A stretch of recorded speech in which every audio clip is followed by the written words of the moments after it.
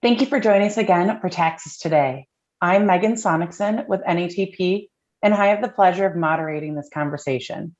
I am once again joined by our friends at Drake Software, John Sapp, CPA and Chief Revenue Officer, and Federal Tax Analyst Bob Nolan. Bob is a CPA and an EA who, by all accounts, is a tax software guru. Also, we have Randy Adams, EA, who's a Drake Software user and NATP instructor. And from NATP, we have Sherry Franze, CPA, who's been a part of the NATP research department for nearly 10 years. And also Rhonda Collins, EA, CPA, who's an affiliate of NATP. Today's topic of discussion is the Child Independent Care Credit.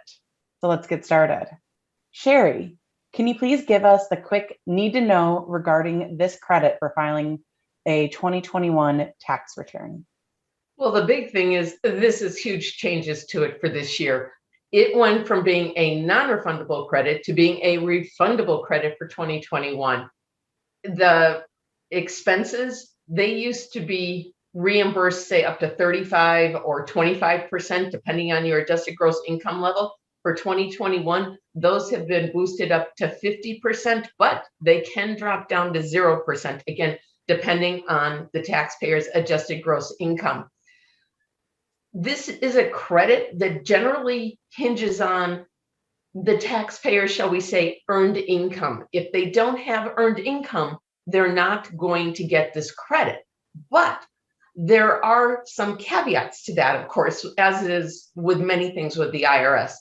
If, for example, you have a taxpayer that's a student or disabled, they are still able to get this credit if they have a child or dependent that needs to go into, say, a daycare situation.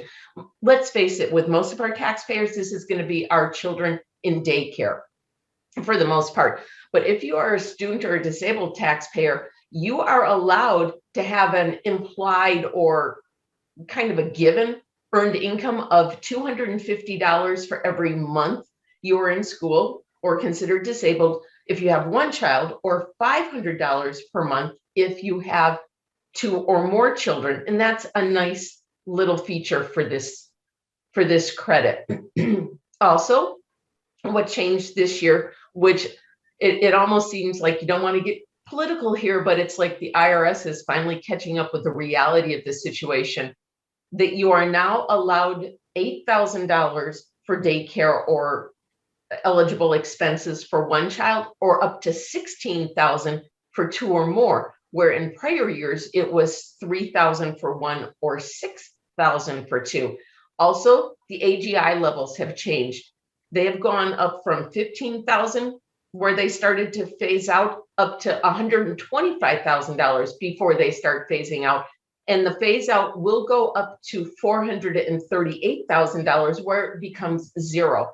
The big switch at 20%, where you could get 20% of your eligible amounts of your expenses back, that's at the $400,000 mark. So a lot has changed in 2021, but the big thing is it is now refundable for 2021. And Bob, Sherry briefly touched on it about disabled adults and being students, but could you just talk a little bit more about the circumstances regarding the credit that are sometimes overlooked? Well, we tend to think of it as a child care credit. And we tend to think of, as Sherry said, having children in daycare. But the credit can apply to a disabled adult who could be either the primary taxpayer or the spouse on the tax return. And again, as Sherry mentioned, that disabled spouse could be treated as having earned income $250 a month or $500 a month if there was another dependent on the return. We don't usually think about it that way, but it's a good thing to remember that the adult spouse can qualify for this credit.